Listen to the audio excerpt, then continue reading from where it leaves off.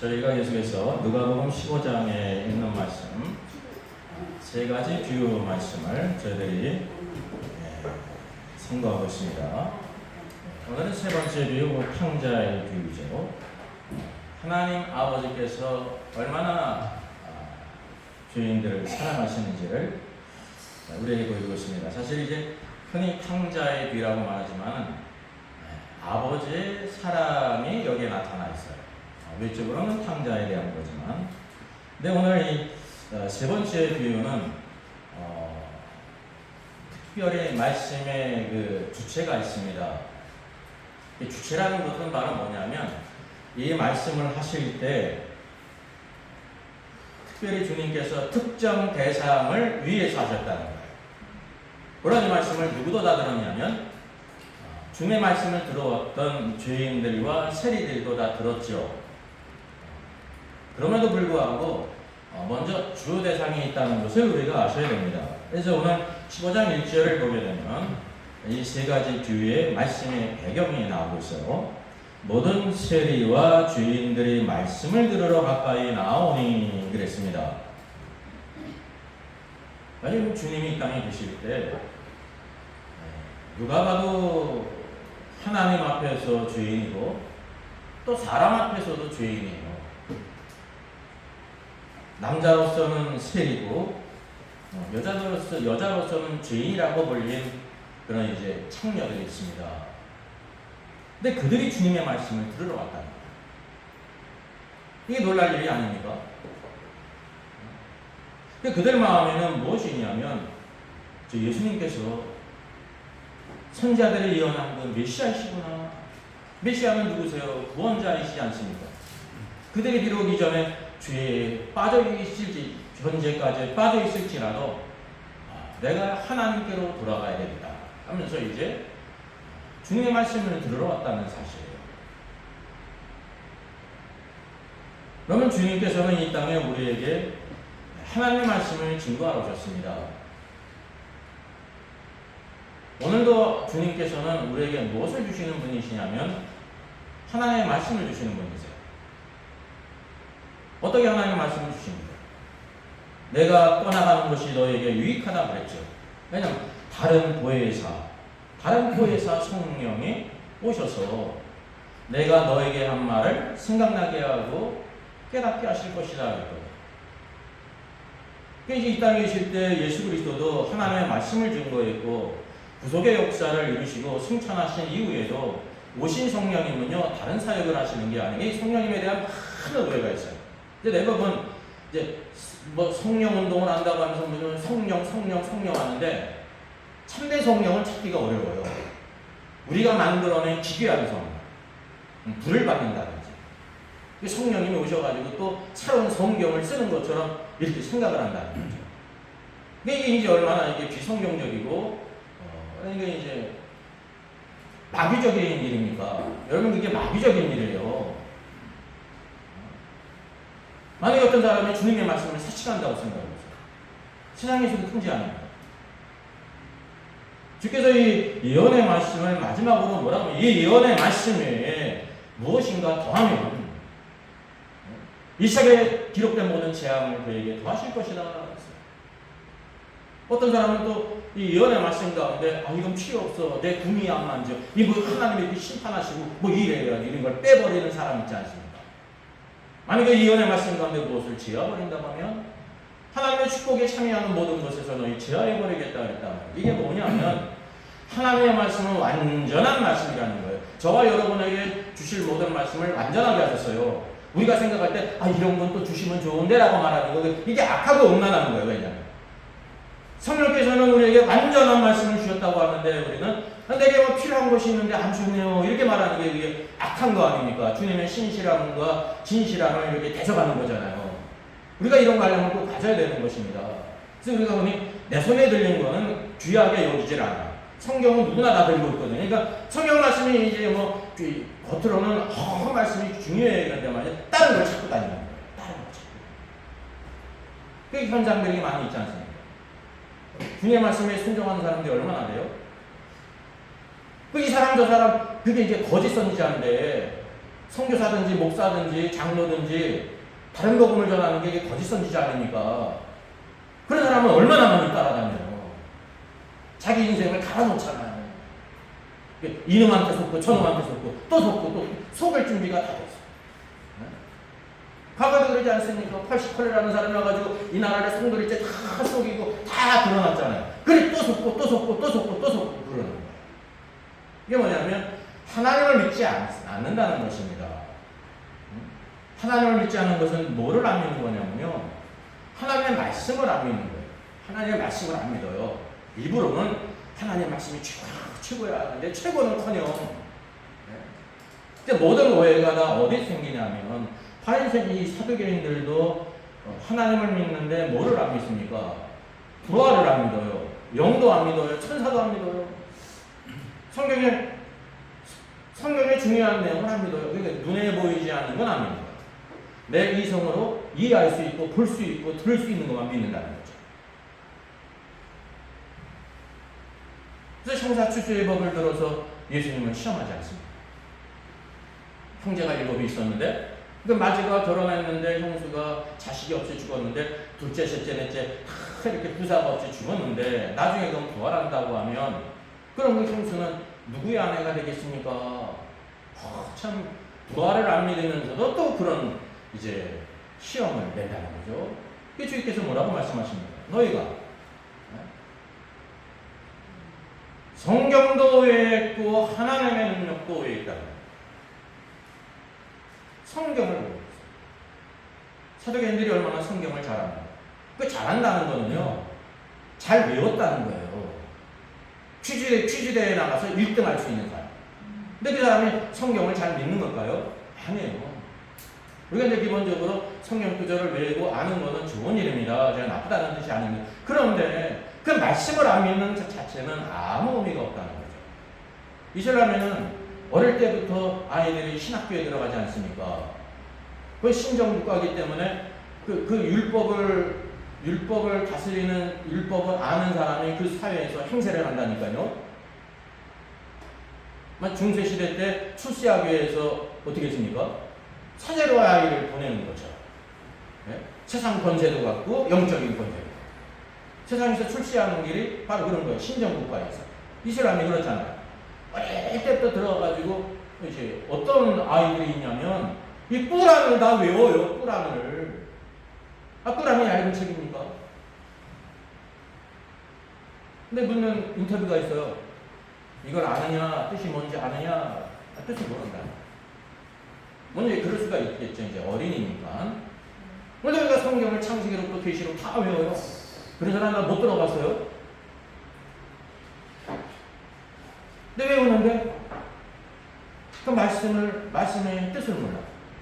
뜻도 모르고 성경 중요한 이제 사도계인처럼 부활도 안 믿고 영도 안 믿고 천사도 안 믿고. 그 무슨 신앙이에요? 이게 껍데기 신앙이에요. 껍데기 신앙. 외양은 막 잎사귀가 무성한 무화과 나무 같은데, 네? 또 얼마나 기도는 많이 하겠습니까? 성경을 그렇게 아니까 외양이 또 그렇게 외적으로 갖춰졌을 거 아니에요. 근데 우리가 신앙생활에 외양이 있어야 됩니다. 외양이 없으면 내용이 없는 거거든요. 근데 외양이 있고 또 뭐가 있어야 되는 내용이 있어야 된다는 거죠. 내용이. 근데 이제 외양이 없는 신앙은 뭐도 없는 건지 아세요? 내용이 없는 거예요. 볼 것도 없는 거예요, 내용이.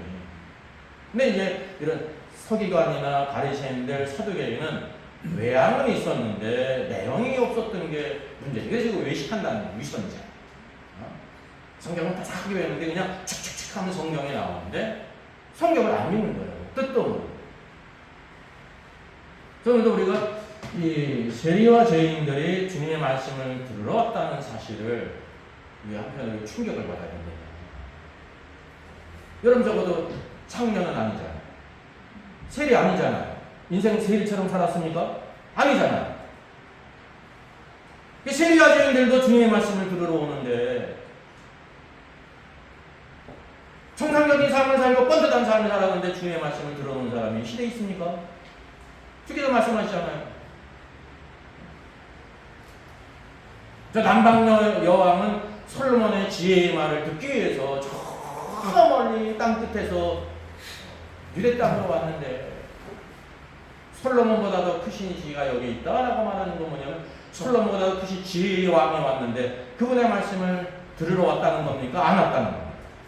안 왔다는 거예요. 세리와 죄인들은 왔는데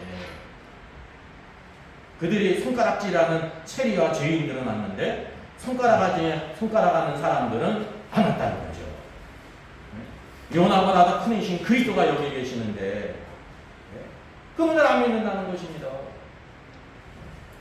그래서 오늘의 말씀은 이제 그 말씀의 주체가 이제 이렇게 폄하하는 사람들, 바리새인과 서기관들, 그들이 막 수근수근 거렸습니다. 로마서 1장을 보게 되면요, 인간의 죄악 21가지를 언급하고 있는데 이 수근수근하는 것이 있어요. 여러분, 수근수근 될 때 내가 타락한 존재구나, 보이지 않는 그 원죄가 결국 이거 드러나는구나, 그걸 한편으로 깨달을 필요가 있어요. 네? 그렇게 하는 건 좋은 건 아니지만 그럴 때 우리가 성경의 계시로 우리에게 죄구나, 죄. 네? 왜냐하면 얼마나 일이 무성합니까? 멋있습니까? 자, 이것을 통해서 뭐냐면 이 사람이 죄인을 용접하고 음식을 같이 먹는다. 그들의 관념은 예수께서 메시아라고 하면 죄인과 세리들과 그들을 용접하고 만나지도 말아야 되고 같이 음식을 먹으면 안 되는 거예요. 왜? 끼리끼리 모여야지. 여러분, 이제 유유상종이라는 말이 한편으로 나쁜 말은 아닙니다. 이 세상에서도 유유상종이잖아요. 그런 사람끼리 모이잖아요. 죄 짓는 사람은 죄 짓는 사람이고, 술 잘 먹는 사람은 술 잘 먹는 사람이고, 이제 타락하는 곳에는 타락하는 사람이 가고, 그렇지 않은 사람은 또 그렇지 않은 사람끼리 이렇게 뭉치는 게 있습니다. 근데 주님은 어떤 분이냐면, 모든 사람의 구세주란 말이죠. 그리고 이 세상의 모든 사람들이 다 죄인이에요. 죄인들을 위해서 오셨다는 것입니다. 의사가 병자를 찾아가지 건강한 사람을 찾아갑니까? 그래서 여기 주님께서 오늘도 죄인들을 찾으러 오셨기 때문에 그들을 용접한 것이니 그들의 죄를 용납한 게 아니에요. 너희들이 죄가 아무리 있었는데 그래도 너희가 하나님을 찾는 마음이 있구나. 그래서 그들을 위해서 오셨기 때문에 그들을 용접하고 그들에게 하나님의 말씀을 증거했다는 거예요. 그래서 이제 말씀의 주체가 누구냐면 여러분이 탕자가 아닙니다. 잃어버린 양이 아닙니다. 잃어버린 은하가 아니라는 걸 우리가 알아야 돼요. 그거는 누구를 가리킨 거냐면 여기 이제 세리와 죄인들. 그래서 그거를 구별한다고 하면 세리와 죄인은 오늘 세 가지 뒤의 말씀의 객체예요. 그들에 대해서 말씀하신 거예요. 그들에 대해서 저들은 잃어버린 양이다. 잃은 은하다. 그리고 잃은 아들 탕자다. 근데 이 말씀을 듣는 주체가 누구냐면 누구를 위해서 주신 거예요? 여기 바리새인과 서기관입니다. 자기 의에 사로잡혀가지고 주님을 막 비난하는 그들에게 주었다는 것을 우리가 압니다. 그럼에도 불구하고요, 여기 이제 말씀의 주체가 서기관과 바리새인일지라도 누가 다 듣습니까? 이 말씀의 객체가 되는 세리와 죄인들이 거기에 이제 자기가 다 들었다는 것입니다. 주님께서 우리를 일인 양으로 여기시는구나. 우리를 찾으러 오셨구나. 그 자신에게도 말씀이 되는 거예요. 여러분, 말씀은 그가 주체가 되든지 객체가 되든지 그게 다 우리에게 해당된다는 것을 알아야 돼요. 내가 10드라크마 은하 가운데 잃어버린 하나였구나. 네? 그리스도께서 목자로서 나를 위해 죽으시고 성령님께서 등불을 켜서 우리의 어두운 심령을 밝히심으로 말미암아 우리를 찾으려고 하시는구나. 내가 창자였구나. 하나님을 떠난 모든 아버지의 살림 유산을 다 갖고 또 허락망통하여 모든 것을 다 허비한 내가 탕자구나라는 것을 여러분 깨닫는 겁니다. 그리고 이제 바리새인들도 그것을 깨닫죠. 간접적으로 깨닫죠. 근데 누구는 몰라요. 서기관과 바리새인들이 자기가 어떤 존재인지를 모른다는 거예요. 그래서 여기 세 번째 비유 가운데 두 번째 부분은 누구에 대한 거냐면요, 마다들에 대한 것입니다. 그래서 마다들이 뭐가 되는 거예요? 객체가 되는 거예요. 객체가. 그들의 영적인 상태를 여기에 보여준 거예요. 그런 이걸 또 누가 다 들어요? 이제 객체가 되는, 이때까지 객체가 됐던 세리와 죄인들도 함께 듣는다는 것을 우리가 알아야 되는 것입니다. 여러분, 하나님은 이른 자를 찾으십니다. 여기 바리새인과 서기관들은 자신은 어떤 사람이라고 생각했냐면, 이 세리와 죄인들은 이른 양이고 이른 은하고 탕자일지라도 자기 자신은 이른 자가 아니라고 생각했다는 거죠. 그런 이유가 바로 뭐예요? 그들이 물리적으로 위치적으로 어디에 있어요? 아버지 집에 있다는 거예요. 눈에 보이게 그들은 아버지 집을 떠난 적이 없어요. 그러니까 자신은 이른 자라고 생각하지 못했다고 하는 사실입니다. 저 오늘의 말씀은 이 탕자의 비유로 불리는 세 번째 비유의 후반부는 이제 말씀의 객체가 누가 되는 거냐면 맏아들이 되는 것입니다. 오늘 이 마지막 부분을 우리가 이해되는데요. 결국 이제 아버지께서 탕자가 돌이켜 아버지께로 돌아갔지만 아버지와 탕자의 거리가 굉장히 있었습니다. 그래서 거리가 먼데. 여러분, 성경이 이렇게 보이는 게 얼마나 놀라운 일입니까? 여러분, 죄인이 스스로 하나님께 돌아갈 수 있느냐 없느냐? 어떤 사람은 내가 회개했고 깨닫고 내가 아버지께 돌아갔다라고 생각한단 말이죠. 모든 사람들이 자신의 삶 가운데 하나님의 역사를 모르니까 내가 죄를 깨닫고 이제 전도를 듣든지 말씀을 듣고 깨닫고 내가 하나님께 돌아왔지 라고 생각할 수 있다는 거죠. 여러분, 이거는 눈에 보이는 부분이기 때문에 그러는 거예요. 눈에 보이지 않는 부분을 우리에게 보여주고 있는데 여전히 그 탕자가 아버지께로 돌아갔을지라도 그럼 아버지 집에 들어갔습니까? 못 들어갔습니까? 못 들어갔어요. 거리가 먼데 라고 말씀하고 있단 말이죠. 아직도 거리가 멀어요. 그러면 돌이켰다고 돌이킨 게 아니에요.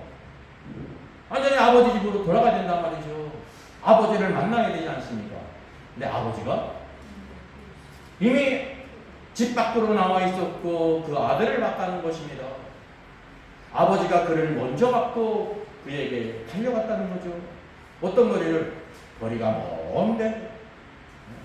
여러분, 죄인은 하나님께 돌아갈 수가 없다는 거예요, 스스로. 그래서 이게 눈에 보이지 않는 이 부분을 아버지께서 나를 먼저 보셨구나. 나를 불쌍히 여기셨구나. 그분이 달려와서 나를 끌어안고 입을 맞췄다는 거죠. 말할 필요가 없어요, 여러분. 끌어안고 입을 맞췄다는 것은 다 뭐라는 겁니까? 시끌 그 죄를 따지지 않는다는 것을 말합니다. 이미 아버지께서는 늘 기다렸다는 것을 우리에게 보여주는 거예요. 어느 날 그냥 우연히 그날만 기다린 것이 아니라는 거죠. 이게 바로 하나님의 아버지의 마음입니다. 아버지 집에 있지 않으면 아버지 집을 떠난 모든 죄인들을 아버지께서 그렇게 여기신다고 하는 사실입니다. 여러분, 이 성경이 없이 이 아버지의 마음, 하나님의 마음을 우리가 어떻게 알 수 있습니까? 우리는 추측을 할 수가 있죠. 이러고 저러고. 우리의 모든 생각은 하나님은 아주 무서우신 분이에요. 공의롭기 때문에. 나 같은 죄인이 어떻게 아버지께 나갈 수가 있어? 하나님께 나갈 수 있어? 이런 관념을 우리가 가지고 있다는 거죠. 근데 그 우리의 생각이에요. 하나님은 그렇지 않다는 것을 우리에게 보여주고 있습니다. 그래서 결국은 그 아들을 데리고 탕자를 데리고 집으로 들어가지 않습니까? 그리고 살진 송아지를 끌어다가 잡았습니다. 이 살진 송아지는 사실 무엇에 대한 예표냐면요, 예수 그리스도세요. 유월절 어린 양은 우리의 죄를 위하는 방면에 피는, 그래서 피를 문설주와 임방에 발랐습니다. 그 피를 보고 모든 저주가 다 넘어가지 않습니까? 이 어린 양은 그 방면 안에 있는 게 아니에요. 그 집안에는 어린 양의 고기를 다 먹어야 됐습니다. 머리로부터 모든 것은 내장까지 다 먹으라고 말하고 있단 말이죠. 이게 바로 완전한 구원이에요. 유월절 어린 양은 단지 피의 문제가 아니라는 거예요. 피가 있을 뿐만 아니라 그분의 모든 고기를 다 먹어야 돼요. 그분의 모든 것을 내 것으로 취하라고 하는 사실입니다. 이 살진 송아지를 끌어다가 잡으라고 했습니다. 이때까지 탕자는 집을 떠났기 때문에 이걸 누려본 적이 없어요.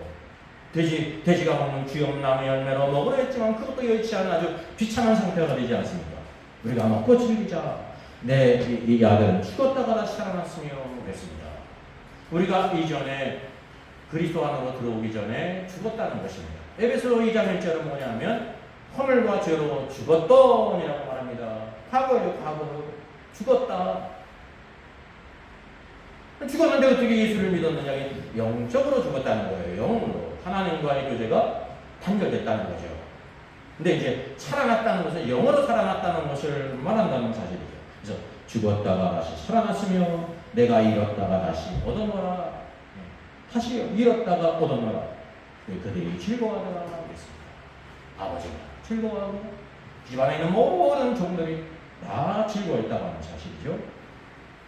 근데 이제 마다들이 밭에 있다가 돌아왔습니다. 마다들은 어디 있어요? 밭에 있었어요. 밭이라고 하는 것은 어디냐면 그가 이제 일하고 있었다는 거죠. 그러면 아버지 집에서 일하는 거는 정상입니다. 정상이에요. 근데 그가 어떻게 일했는지가 그 다음에 나오는 거예요. 그가 돌아와 집에 가까이 왔을 때만 풍악과 춤추는 소리가 들렸습니다. 이게 잔치가 벌어진 거 아닙니까? 한 종을 불러 말합니다. 이게 무슨 일이냐? 라고 묻게 될 때 대답합니다. 당신의 동생이 돌아왔습니다. 당신의 아버지가 건강한 그를 맞아들이게 됨으로 인하여 살린 소가를 잡고 잔치를 벌인 것입니다. 그 소식을 비틀어 듣게 됩니다. 28절을 보니까요. 그가 맏아들이 노예했다는 거예요. 잃어버린 자기 집을 나간 동생이 돌아왔는데 기뻐하기는커녕 그가 아주 분노했다는 겁니다. 그래서 들어가고자 하지 않았다는 거죠. 이 즐거움에 동참하기를 거부하는 이 맏아들이 바로 누구냐면 바리새인과 서기관이죠. 저 세리와 죄인들이 바로 탕자입니다. 주님께서 그들을 영접하고 같이 이제 말씀을 나누고 음식을 들게 될 때 그것을 내고 이제 분노하지 않습니까? 이게 동일한 상황이 여기에 나와 있다는 거죠. 아버지가 나와서 그를 권했습니다. 같이 즐거워하자. 같이 즐거워하자. 자, 오늘 이 말씀을 통해서 우리가 뭐를 알게 되냐면 탕자는 구원받기 전에 어디에 있었냐면 아버지를 떠났다가 구원은 바로 뭐냐면 아버지께로 돌아와야 되는데 아버지께 돌아온 사람은 반드시 어디에 있어야 되냐면요. 아버지 집에 있어야 되는 거예요. 아버지 집에 있지 않은 사람은 아버지께 돌아온 것이 아닙니다. 여기 참 이제 미묘한 관계인데 우리는 생각할 때 내가 아버지 집에 없어도 난 아버지께 돌아갔어. 아버지가 내 마음에 있어 라고 생각하거든요.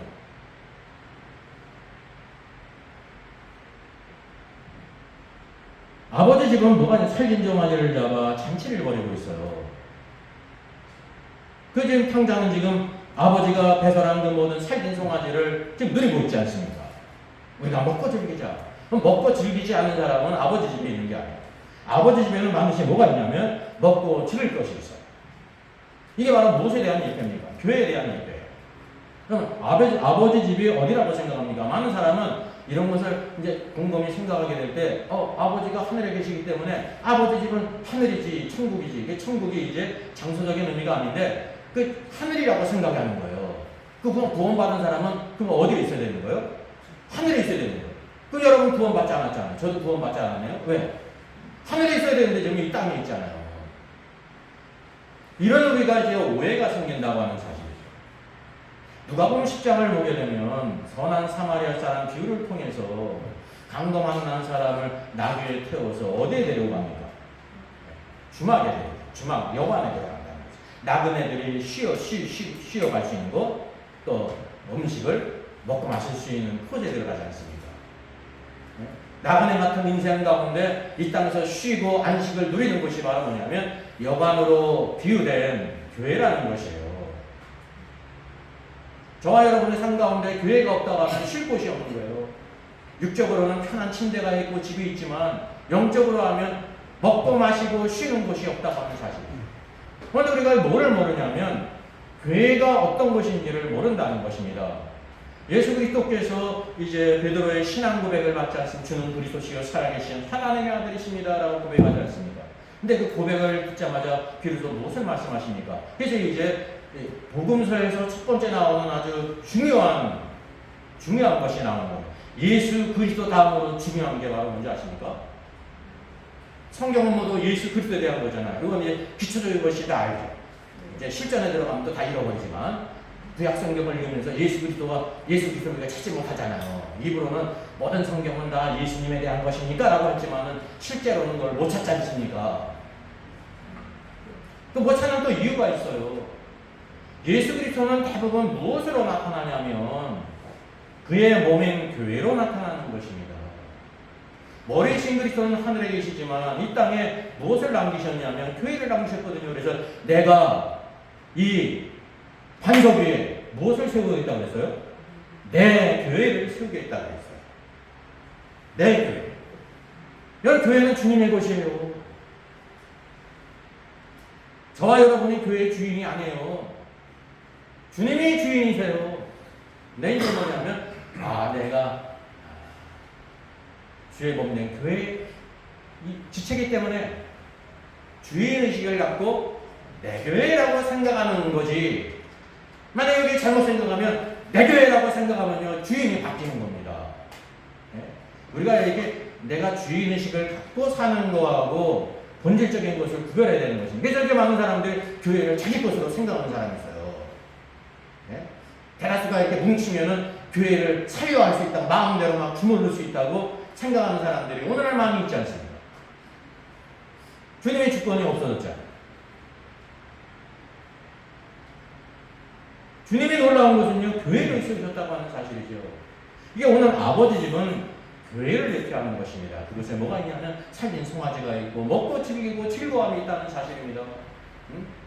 여러분, 우리가 하나님께 예배하게 될 때 누가 즐거워하시냐면 아버지께서 기뻐하시고 또 그의 모든 자녀들이 함께 즐거워하는 것입니다. 오늘도 우리가 하나님의 말씀을 누리는 것입니다. 성령의 교통하심이 있어요. 물론 성도들의 교통도 있죠.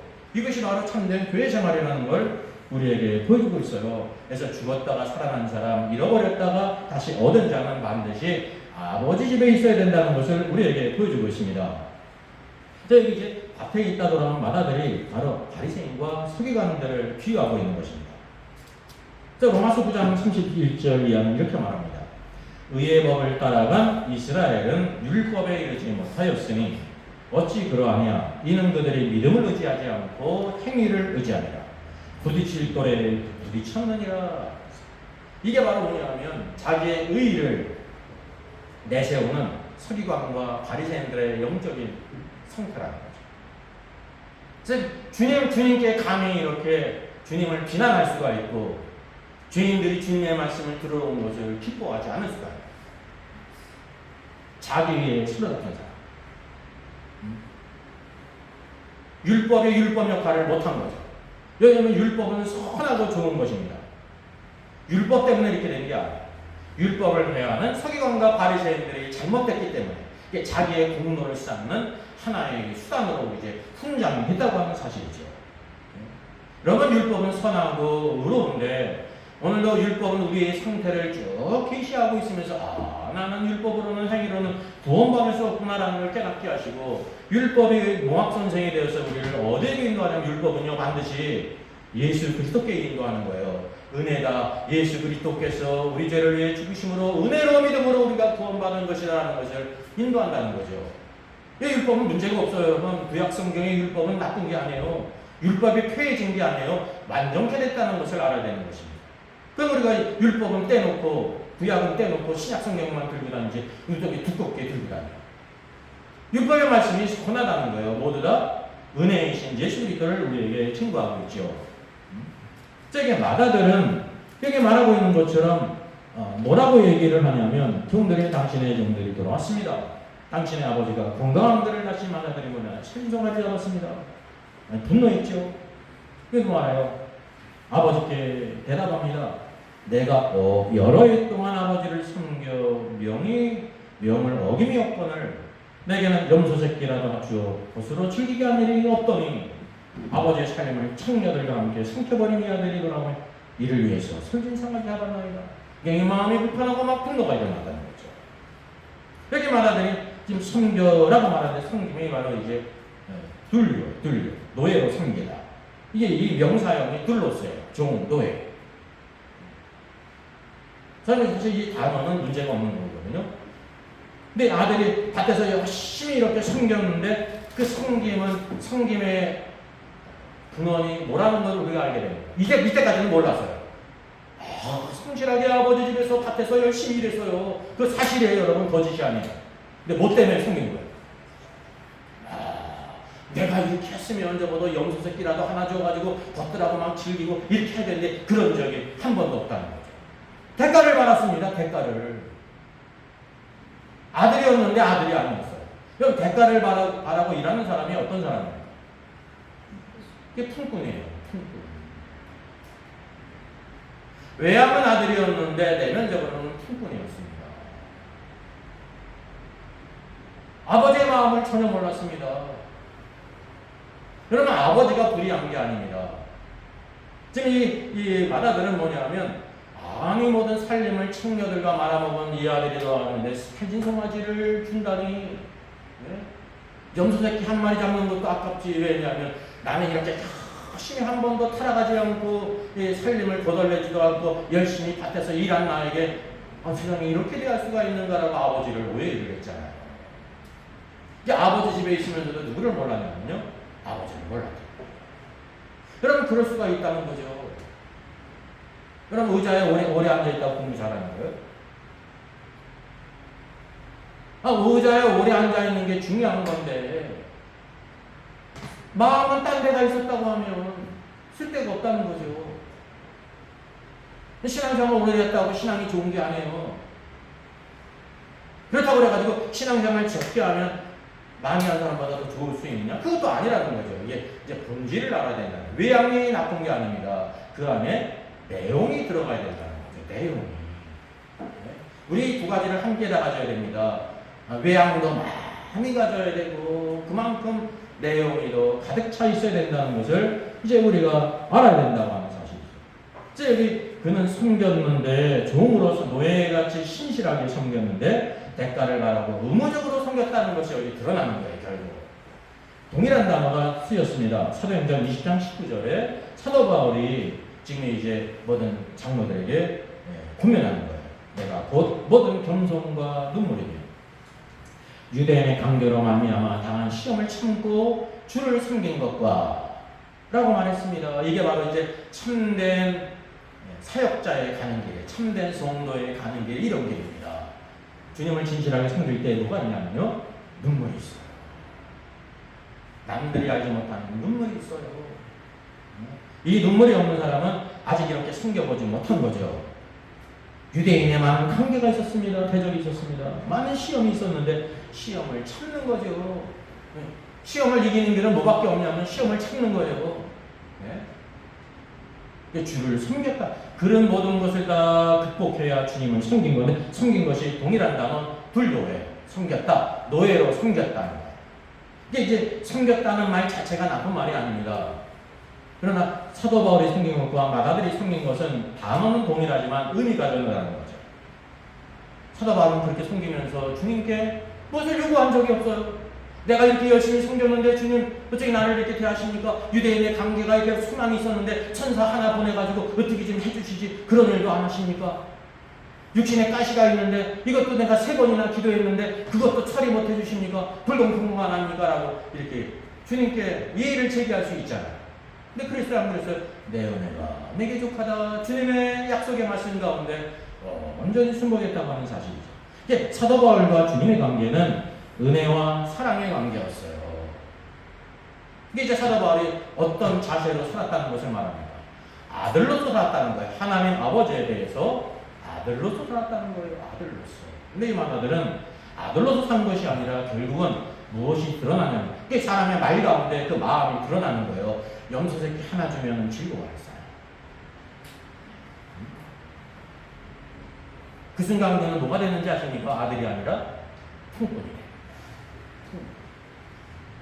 여러분, 우리가 교회에 있다는 것은 아버지 집에 있는 것이고, 아버지 집에 있을 사람은 누구밖에 없습니까?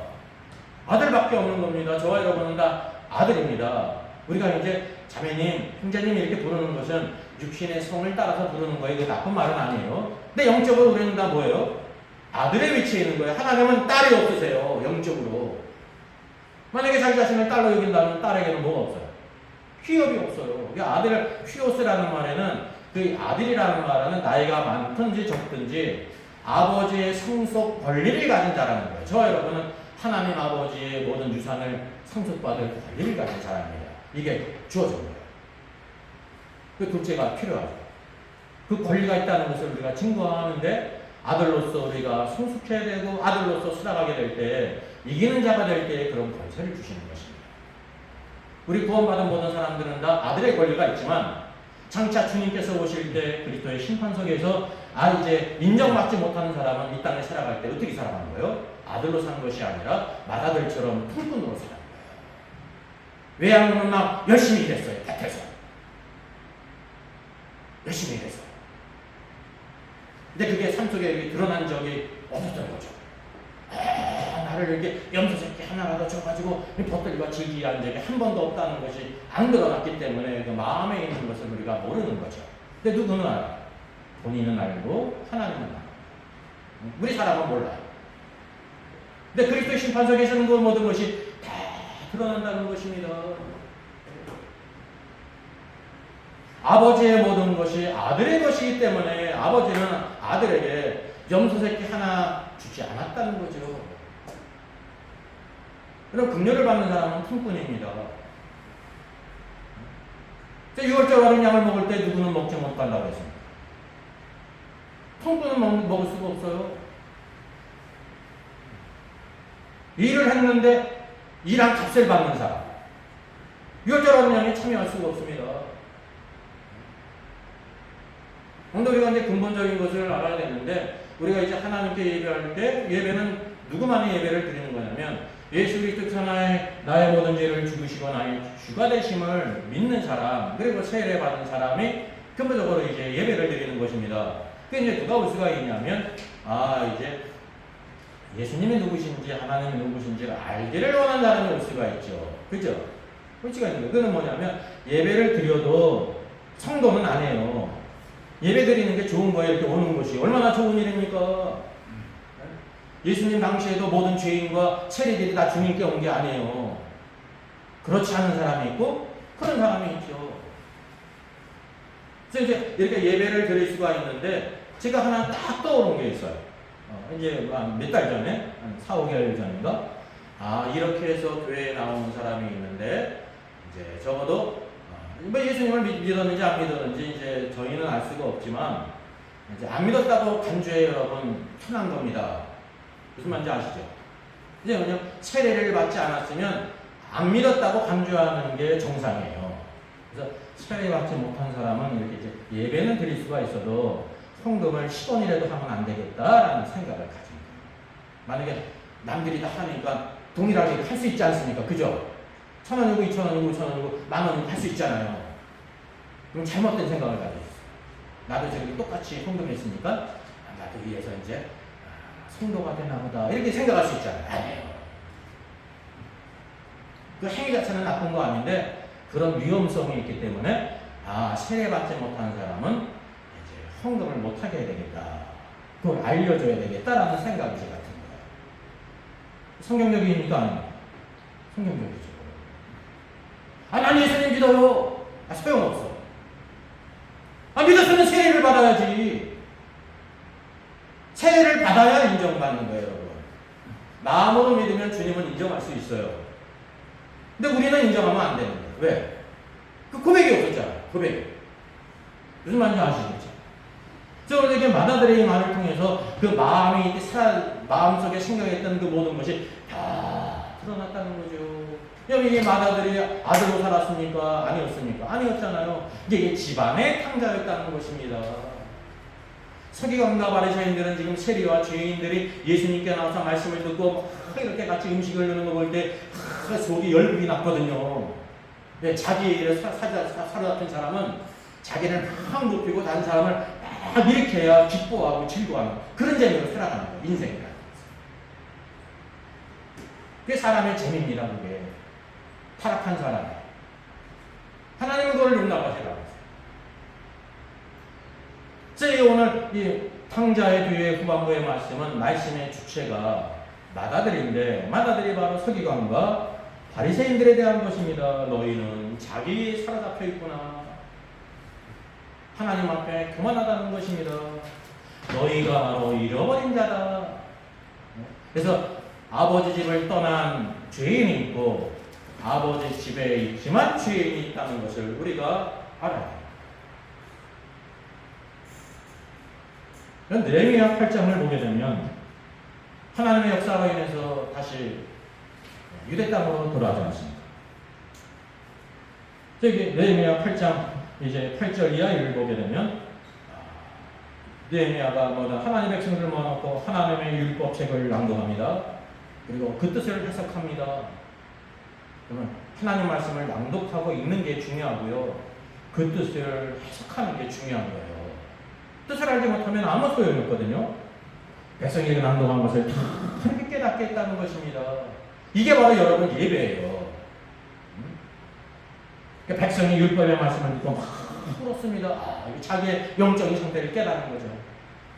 우리가 이렇게 하나님의 말씀을 떠나서 우상 숭배하고 폐역한 길 걸어왔기 때문에 우리들이 이와 같이 포로가 됐다가 또 하나님의 은혜로 돌아왔구나 라는 걸 깨달았죠. 그때 오늘은 너희 하나님 여호와의 성일이니 슬퍼하지 말며 울지 말라 그랬습니다. 오늘도 여호와의 성일, 구약의 안식일, 신약의 그리스도께서 십자가 죽으시고 부활하심을 성취한 주님의 날 슬퍼하지 말라는 것. 그들에게 말합니다. 너희는 가서 살찐 것을 먹고 단 것을 마시되 준비하지 못한 자에게는 나눠주라 했습니다. 우리가 이렇게 함께 모일 때 하나님의 풍성한 말씀을 누릴 뿐만이 아니라 물질적인 음식을 나누는 것이 여러분 매우 성경적인 것입니다. 여기 말하고 있잖아요. 살찐 것을 먹고 단 것을 마시라. 쓴 것을 먹지 말라는 거예요. 그리고 준비하지 못한 자에게 나눠주라. 그러니까 모두 다 자기의 먹을 것을 가져온 거죠. 딱 먹은 걸 가져와야 될 거 아닙니까? 느헤미야가 이걸 준비합니까? 이날은 주의 성일이니 그랬으면 근심하지 말아라. 여호와로 인하여 기뻐하는 것이 너의 힘이니라. 오늘 우리가 주님께 나올 때 뭐냐면 하나님의 집 교회는요 우리 기뻐하고 즐거움으로 나오는 거예요. 왜? 누가 계시기 때문에 우리의 구원자이신 그리스도가 계시기 때문에 과거에 우리의 죄와 사망의 법에서 우리를 구원하실 뿐만이 아니라 그분이 우리의 주인 되셔서 목자가 되셔서 우리의 삶 속에 많은 어려움이 있을지라도 그분의 인도하신 가운데 승리케 하시는 분이시라는 것입니다. 여호와는 나의 목자시니 내게 부족함이 없으리로다. 이것이 이제 시편 22편 이후에 나오는 까닭이 있어요. 22편에는 그리스도의 십자가와 고난과 부활이 있지 않습니까? 거기에는 뭐가 없어요. 그러면 승천하신 후에 그리스도가 우리를 어떻게 하시느냐 그게 없잖아요. 그 23편에 있는 여호와께서 우리의 목자로서 인도하신다는 거죠. 누구를 보내서? 보혜사 성령님을 보내서 우리를 인도하신다는 것을 보여주고 있습니다. 레위 사람들도 모든 백성을 정숙하게 했습니다. 울지 않게 했습니다. 오늘은 성일이니 크게 즐거워하라. 우리 크게 즐거워해요. 월요일, 수요일날, 금요일날 기뻐했던 것보다도 크게 즐거워하는 것이 하나님의 뜻이라는 거죠.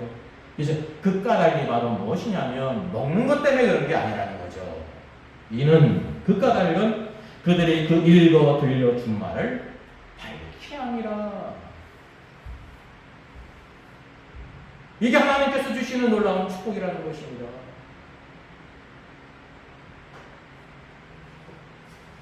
지금 이 아버지 집에 잃은 자, 탕자가 돌아왔기 때문에 풍악을 울리고 춤추는 소리가 들렸습니다. 이게 정상이거든요.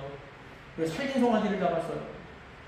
만약에 살찐 송아지는 없었는데 풍악과 춤추는 소리만 있었으면 이게 뭐가 되는 것입니까?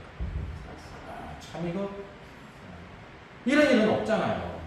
잔치집에 갔는데 먹을 것 하나도 없는데 막 그냥 음악을 울리고 노래하고 막 춤추는 거예요. 얼마나 멋졌습니까? 그죠? 쇼하는 것도 아니고. 항상 이 두 가지가 있습니다. 하나님의 교회도 마찬가지라는 걸 우리가 알아야 되는 것입니다.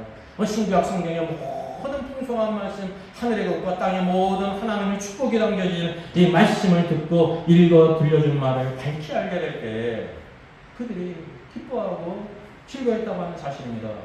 지금 여기 아버지 집이 그랬다고 하는 사실이죠. 근데 여기에 동참하지 않는 아들이 있었습니다. 그게 바로 맏아들이었어요. 그는 외적으로 위치적으로 아버지 집을 떠난 적이 없지만 사실은 집안에 있는 탕자였다는 것을 우리에게 보여주고 있습니다. 여러분 여기 탕자가 돌아올 때 그에게 반지를 띄우잖아요. 반지는 이제 링입니다. 반지의 특징이 있어요. 그게 구리반지든지 은반지든지 그 반지를 하는 이유가 뭐예요? 약속을 하는 거거든요. 링이 영원한 것처럼 시작과 끝이 없잖아요. 너와 나의 약속은 영원할 거야 라고 하면서 하는 거 아니에요. 그래서 여기 반지가 이게 비유인데 상징인데 누구를 상징? 영원하신 성령님의 인치심이에요. 우리가 예수 그리스도를 믿을 때 성령께서 우리를 인을 치셨다고 말하고 있습니다. 너는 내 것이라. 이 영원한 언약이에요. 하나님의 손에서 빼앗아갈 자가 없어요. 오늘 말씀을 보니까 이 반지가 무엇으로 만들어졌는지를 보여주고 있지는 않는데 우리가 생각할 때 무엇으로 되겠습니까? 금으로 되겠죠. 금이 여러분 하나님의 영원한 속성은 금으로 나타나는 것입니다. 변치 않는.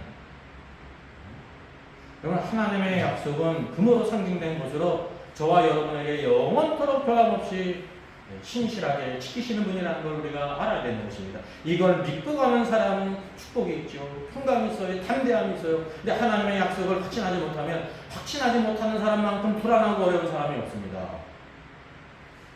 하나님의 말씀은 길이요 진리거든요.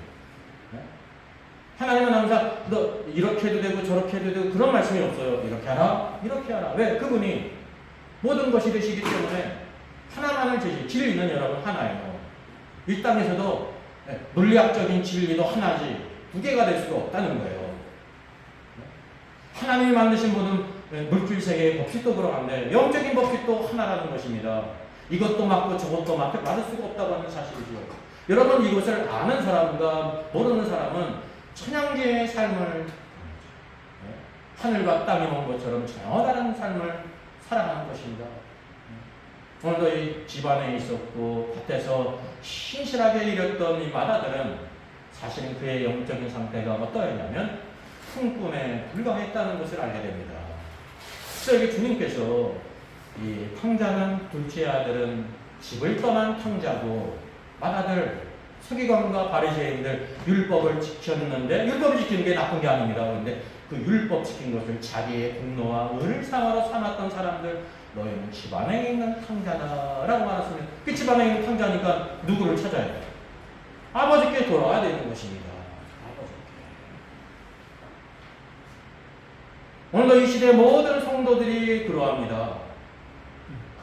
하나님께 보실 때 아버지 집을 떠난 탕자가 있고 아버지 집에 있지만 아버지 집에 있는 탕자가 있다. 아버지 집에 있다 그래가지고 다 탕자라는 뜻이 아니에요.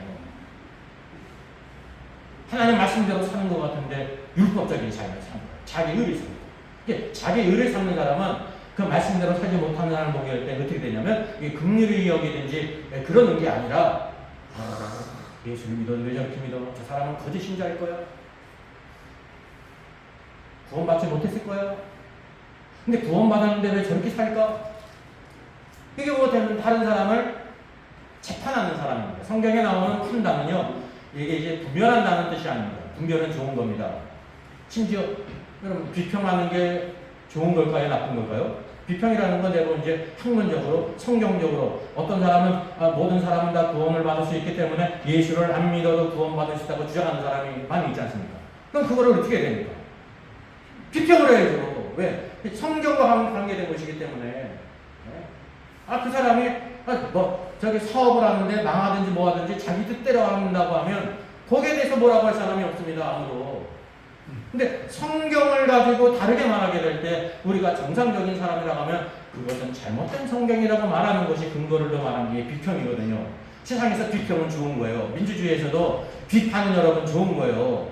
비판은. 네? 그게 이제 나쁜 비판, 이제 근거가 없는 비판은 나쁜 것이지 정상적인 비판과 비평은 매우 좋다는 것을 알아야 되는 것입니다. 어떤 의미에서 오늘날 이 시대에 성경에 대한 비평이 없기 때문에 수많은 이단적인 것들이 나무에도 나 몰라의 내 일이 아닌 것처럼 하는 것은 하나님 보실 때 합당하지가 않아요. 그게 바로 뭐예요? 아들로 사는 게 아니라 뭐로 살아가는 거예요? 통분으로 살기 때문에 관심이 없는 거예요. 아버지 일에 관심이 없어요. 자기 사업에 관한 일을 그렇게 했겠습니까? 안 했겠습니까?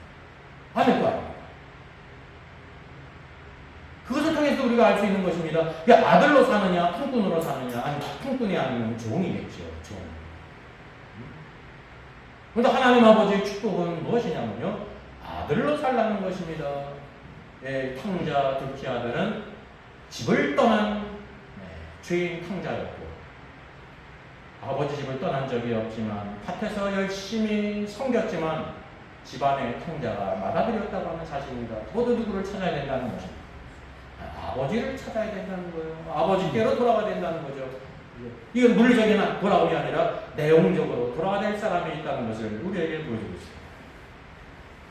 오늘 주님께서 보실 때 예수 그리스도를 믿어서 구원받은 우리 모든 사람들은 누구에게 해당됩니까? 둘째 아들이 아니라 첫째 아들 맏아들이거든요. 이제 우리 안에 적게 이렇게 적용하게 됩니다. 왜냐하면 맏아들은 적어도 말씀을 지키는 사람이에요. 어디 안에 있는 사람? 아버지 집인 교회 안에 있는 사람이에요. 교회 안에 있는, 또 교회 안에 있어도 열심히 일하는 사람이에요. 열심히 일하지 않는 사람은 관계도 없어요. 밭에서 열심히 일했잖아. 그가 섬겼다는 것, 종으로 섬겼다는 것은 사실이에요. 놀고 먹었는데 아내가 종으로 섬겼습니다. 그렇게 말하는 게 아니거든요. 그러니까 이제 육신적으로 뭐를 가질 수가 있냐면 자기의 의를 가질 수 있는 거예요. 자기 의를. 바로 주님께서는 너희가 집안의 통자다. 너희가 아버지께로 돌아와야 된다. 그가 진정으로 아버지 집에 돌아왔다고 하면 어떻게 사는 사람입니까? 이때 풍꾼의 사고방식을 버리고 아들로 살아가는 사람. 네. 아버지의 것이 내 것이었구나. 네. 아버지와 아들은 하나라는 것입니다. 그 아들에게는 그래서 뭐가 안 좋죠? 품삯이 안 좋죠. 아들에게는. 그게 바로 교회라는 것입니다. 제가 이렇게 보게 될 때, 이제 현대교회가 쭉 이렇게 이제 교회가 부흥하면서 교회가 커졌잖아요. 과거에는 교회 안에 품꾼이 없었어요. 교회 안에 품꾼이 없었어요. 교회가 커지면서 뭐가 생겼어요? 품꾼이 생겼어요.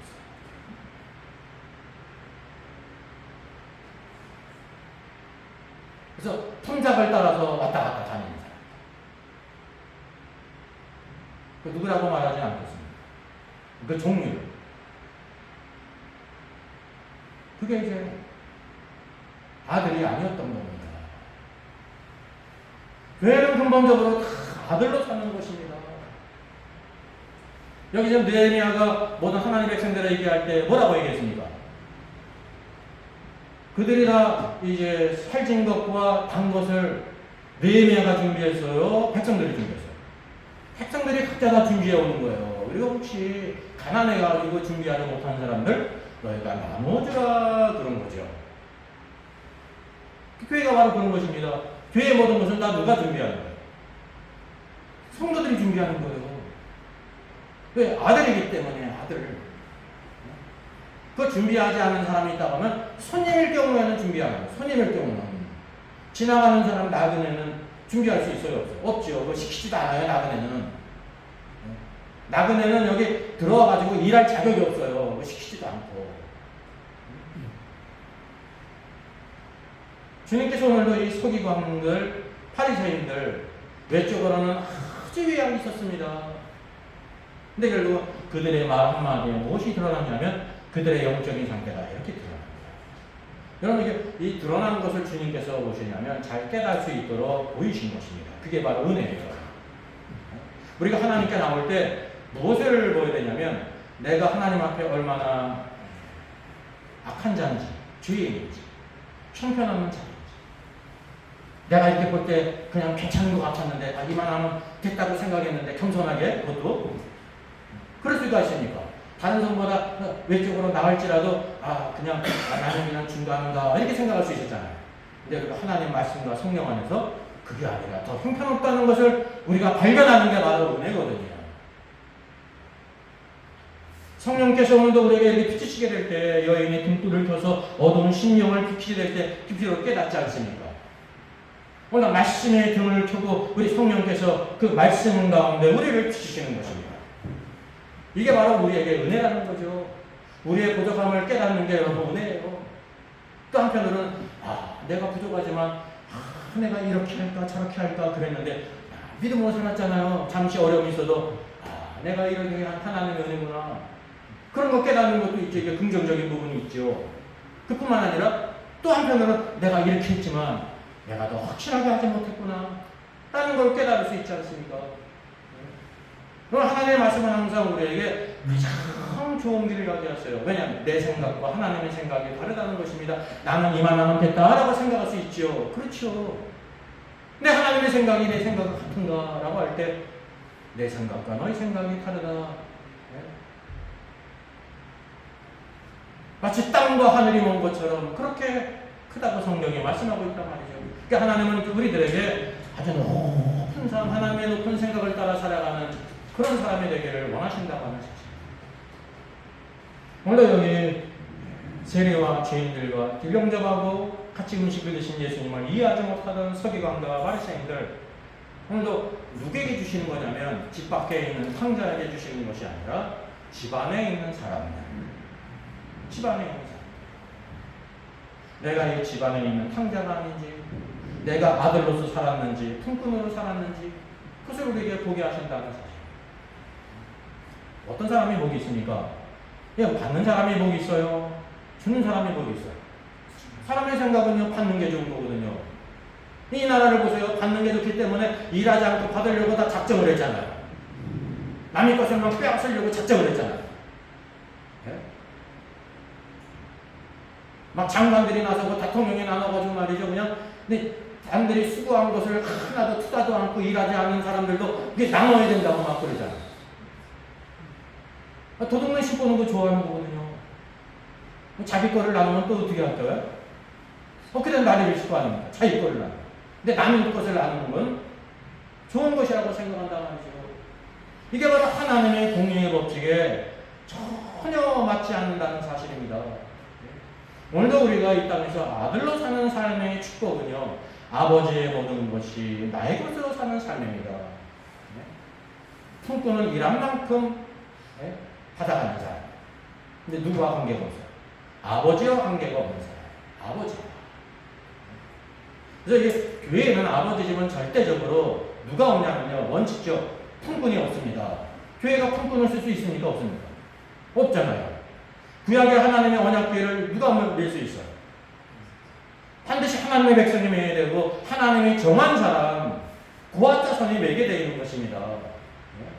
하나님의 일은 세상 사람이 할 수가 없어요. 세상 사람. 제가 말씀드리는 것도 누가 이제 교회를 나와가지고 이렇게 이제 비기너의 길을 걸어가는 게 이제 예수님을 알기를 원하고 그래서 이렇게 예배를 참석하는 정말 좋은 것입니다.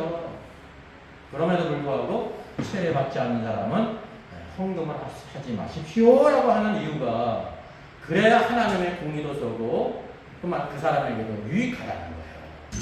마치 세례받지 않는 사람은 성찬에 참여할 수 없는 거예요. 예수님을 10년, 20년 믿었어도 성찬에 참여할 수 없는 거예요. 내가 예수님을 50년 믿었어도 성찬에 참여할게요.